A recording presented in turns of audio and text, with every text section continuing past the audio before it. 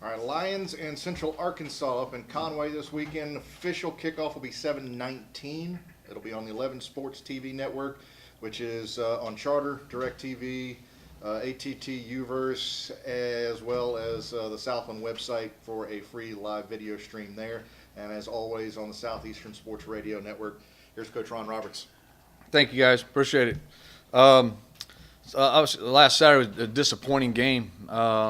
I don't want to take anything away from Bethune-Cookman, but I think they have a real good football team. I think they played really well. Their quarterback did some did what an experienced guy does, and made some throws and made some key plays at the right times. And we knew that coming in. We weren't surprised. We weren't shocked. They didn't catch us by surprise or any of that stuff. We knew they were a good football team coming in. It was probably more a game. I've said it a couple of times. I said it earlier in teleconference calls that it's probably a game more of missed opportunities than anything. We had our chances. I mean, it wasn't like we didn't have our chances to win the ball game. We get in the red zone a couple of times and come away with field goals instead of points, touchdowns. We had him probably wrapped up 6 or 7 times sacks that gets us off the field, and we allow him to escape and complete throws down the field and keep drives alive. We blew a couple of coverages coming out the gate in the first 2 drives that had allowed him to go down and score 14 points. So the opportunities were there to win the game. It's just kind of disappointing we didn't step up at the times, especially when we needed to, because however bad we played in the fourth quarter, we had an opportunity to win it and still again turned it and didn't get it done.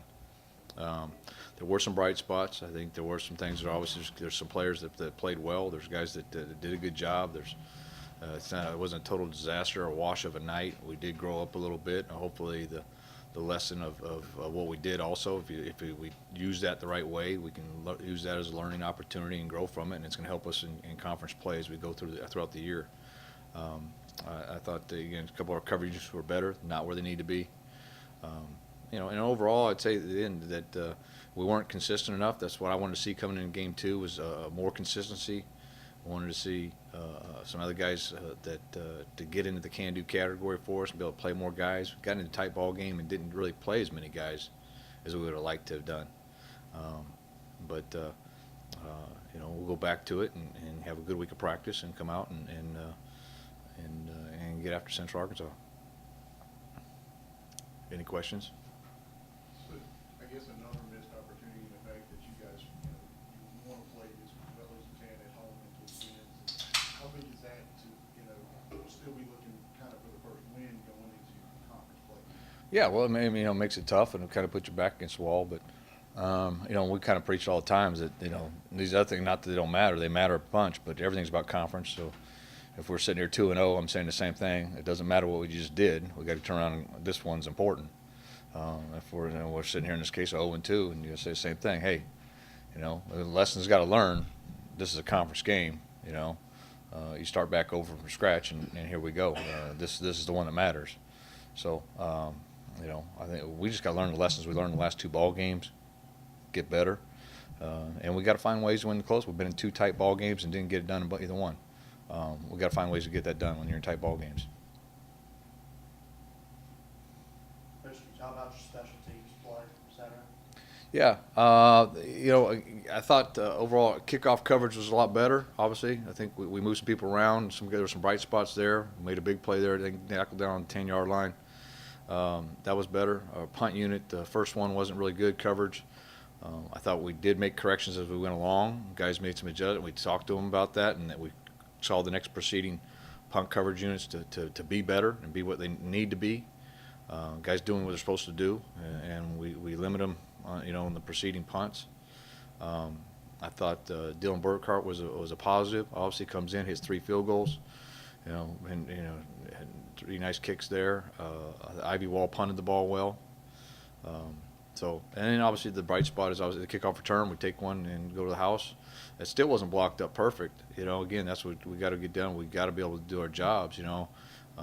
We make a guy miss and ends up going to the distance. But as a unit, it still wasn't what it needs to be. Again, we're looking forward to still making improvements there and getting better in all phases. Lorenzo? Do not know. I think he'll be limited in practice today. and that will be our first look actually seeing him run around. So we'll find out after today. I'll have a better idea of either how far he's off or how good chance we've got of him playing Saturday.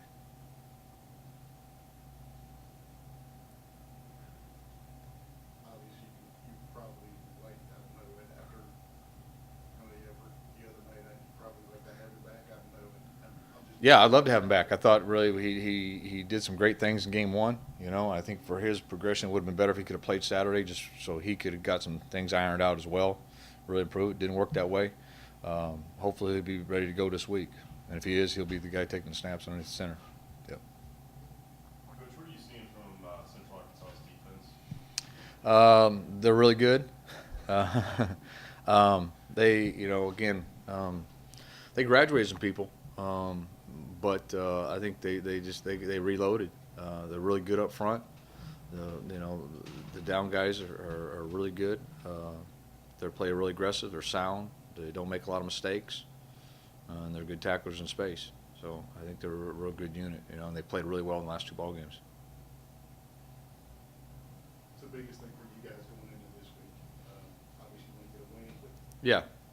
Biggest thing we just got to do is keep getting better. I mean, we got to get better, and there's got to be some things. We got to eliminate some mistakes. I think when we went through the thing, defensively, I'll just say that one off the top of my head. We had 73 mental errors in a ball game. Whereas in reference, you do have 56, and that's about. I mean, early in the season, that's it's not what you want it, but that's reality. Unless you've got all 11 guys coming back. But 73 in game two is way too many. I mean, so there's a lot of times just we're not where we're supposed to be. We're not seeing the right person. We're not aligned correctly. We're not whatever else for whatever reason.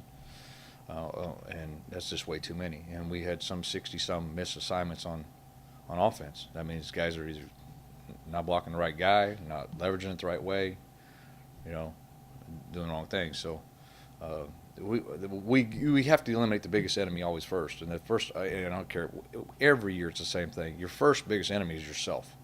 You make a bunch of mistakes, and I'm not saying just turning the ball over. I mean, you make mistakes, not block the right guy, and turn a guy loose, not pick up a guy in protection or whatever else. I mean, that's your first biggest enemy. They're not beating you. You're beating yourself. And right now, Saturday I said we beat ourselves. The Saturday before, so I'd say the same thing. We beat ourselves. If we take care of. We said that the whole week. Hey, if we take care of these mistakes, it's not a close ball game in game one. It's not. I mean, it's a 14, 21 point ball game going in the fourth quarter. But you compile 20 mistakes over and over, and they end drives. They get you off the field a little early. They put you in third and long, and you're in trouble. And same thing, vice versa on defense. Same thing. You make a mistake, next thing you know, it's 2nd and 2. Well, 2nd and 2. I mean, anybody can call that in the next call. You got two downs to go 2 yards. I mean, the playbook's wide open. They're doing what they want to do. They're spreading you out. They're taking shots, all that stuff. And instead of, if you're all doing your right job and you put them in 2nd and 8, it's a little easier to play defense. 2nd and 8, 3rd and 8, it's pretty simple. So you got to play assignment sound football, and we got to become a little more disciplined on that part of it. And you really just want, I'm not down on our guys. I think right now they're down on themselves. So we just got to, that's football right now, and we just got to get better. I think I could draw from last year with the start you got off to the way you finished last year, kind of being in the same boat again this season. Yeah, I mean, I think it's happened multiple times, through a career. You play. I mean, I remember when we lost back-to-back in 2013. We lost to TCU in a tight one, and then turned around the next week and lost a tight ball game in the fourth quarter to South Dakota State up there. And we turned the ball over 6 times, and and every reason we were a better football team and should have won the ball game, but we didn't get it done. And that's why I was telling our guys is right now it's just about eliminating your own mistakes, get better. Take care of your own business. It's not about the opponent we're facing. Sometimes people say it's coach words, but that's reality. Reality is when you play up there.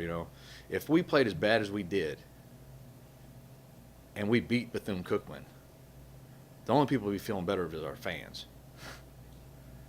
You know what I mean? And in that building, we're not feeling any better about ourselves or our performance. it is what it is. You know, we're going to go ahead and take care of our business. And well, you know, there's plenty of things we talk about, the past experiences, and that's what you can always draw upon. And we got guys on our squad that have been there, and we got guys that are fifth-year seniors that are there in 13. They saw it. They were there. You know, they've been there before. They were there. You know, in 14. We were there again last year in 16. It's part of it. You know, we playing good teams come out the gate, and I think Bethune-Cookman's a top 20 football team. I really do. They've been there. When you go whatever, they had 8 straight years of 9+ wins. I don't think most of our people, because we're not a familiar opponent, realize that, but they had 7, 8 years where they had 9+ wins every year. They're a top 20 football team every year. They had a down year last year, yeah, but we knew that when we scheduled them, they were a top 20 team a couple of years ago when we made the schedule. So I was expecting to come in here to play a UL, play an FBS team, have this team. We're going to get challenged out the gate, and we're going to find out where we're at. But I think it gives us a better opportunity to find out the spots we got to make improvements and get better. What are you seeing from UCA on offense? They're very efficient. There are a lot of veterans coming back. It starts with the quarterback. He's really good. I like him a lot. I think he's a great player. Not just command of the field, but he does have ability to extend plays, get out, take care of things, and he doesn't get rattled. You know, he's pretty poised in the pocket, all that. They got a couple big physical tailbacks. They're going to run the football. We'll kind of mirror, what we want to do philosophically is pretty close. You know, he's going to run the football, wants to run the football, control the line of scrimmage. You know, be efficient in the passing game. You know, the incomplete passes aren't good. They're not anybody's friend. You know, and they have done a really good job of that, and right now they're clicking pretty good. Yardage-wise, they look pretty balanced. Are you seeing I know you said run, but yardage-wise, Yeah, and a lot of their passing game comes off their run action. So their RPOs, their run pass options. So he's taking what he gives as you load the box. He's taking the easy throws. So like that. So I'm talking about being efficiency. He's going to throw. You're going to see a lot of quick passing games, stuff like that. And he's going to make high percentage completions. He's not jeopardizing the football. I think he does a really good job of that. He doesn't put the ball in jeopardy, and doesn't take sacks. So what does that mean for you guys? Oh, we got to make sure we got to start off. First and 10's huge. Teams that do that, just like us, it's a big part of your offense. It's about staying on schedule. You got to run the football. You need to be in 2nd and 6. So now your playbook's open. So it's important for us right now to be efficient on first down. Get them in 2nd and 9, 2nd and 8, and put them off schedule. And now they're doing stuff they don't want to do, like throw the football when they, You want to throw, like most people, you want to throw the ball when you want to, not when you have to. When you have to throw it because you have to, it's usually not a very good spot to be in. What was your biggest takeaway from Ison's performance on Saturday? He didn't get. I don't think he was pleased with his performance. But we got 75 of them down there that aren't pleased with the performance. So it doesn't fall. A lot of times I know people say, good. That's the nature of the position. Quarterback's going to get a lot of criticism, and they're going to take the blunt of it, most of the heat. But Donovan's a great person. He's a great member of our program. He's done an excellent job here. Works extremely hard. I don't think anybody wanted to win more than he did. And I think he's probably disappointed with some of the things he did. But I don't not more than anybody else or myself. And I look forward to him bouncing back and getting his next opportunity and making the most of it. Is there right now, obviously we want to get the win here. Yeah. Are the guys putting any added pressure on themselves to I hope not. take care of things? I want a sense of urgency, but I want added pressure. I think pressure comes when you think things are broke. Pressure comes from outside. Our biggest comment on Sunday, me to them Sunday night was, first things you better do is understand here is that you can't you can't read the press clippings. You can't listen to all this stuff when people telling you you're great. And the same way you can't turn around and listen to them when they tell you you're terrible. So you're going to get it from both ends. That's everybody's business. But in these buildings, we know what we did. We know where the corrections are. We know what needs to get fixed. And we know how good we can be. So they got to take it for a grain of salt when they hear from people outside. Not just saying that, moms and dads. Everybody's going to have when you lose, everybody's got a solution. said, guys, we popped the film on. It ain't because little Joey wasn't carrying the ball enough. It wasn't because of, whatever else. It's because we compiled as a group a lot of mistakes. And we did not play as clean as we need to play as a football team. We did in some spurts. In some spurts, we looked, King just didn't do it enough. And I know some people say, oh, it's a hangover game from Lafayette or whatever else. And I don't think so. I mean, to me, I've never really hung a whole lot on that, is that you play the game, and yes, there's some games you're more emotional than other, and you get excited, and you're going to play a little bit above yourself, and that's great. And then the games that you're not, do your job and do it as hard as you can. And if you do that, you can be in good shape. Did not think we didn't do our job a lot of times. A lot of mental mistakes, not a physicality problem. If it was a physicality problem, you start getting worried. Say, "Ooh, we did everything right, and they whooped our tail." That's a problem. Now you're not good enough. I didn't see that. So. That being said, how big would it be for you guys to go on the road and get this first? It would be huge. Obviously, when you start conference out, you want to start on top. After game one in conference, half the team's chasing and half the conference is in the lead. You want to be in that upper half. So it's important. It's huge. It's a big game. It's at a great environment. It's going to be a tough place to play. They play well at home. They're a very good football team, and I think when you flip the film on, they're a playoff caliber team. They are. They're ranked 14 in the country. By all means, they may be a top 10 team. And if that's where you want to hunt, then it's right in front of you. Health-wise, how you looking? Health-wise, we're pretty good. I think we came out of that, pretty good. Yep, little bumps and bruises, nothing. I don't think anybody's going to keep anybody out of practice Tuesday. So. More questions for Coach? I thought Byron Walker was going to be a red streak. You going to pull in that? Yes. Okay. I was just wondering. Yeah. Yeah. He did. He dressed Saturday when we found out Lorenzo, which we weren't sure on Lorenzo until Wednesday or Thursday. So with that, then we dressed Byron for emergency case, but he wasn't prepped for the game. So obviously this game he's going to be prepped for it and ready to go.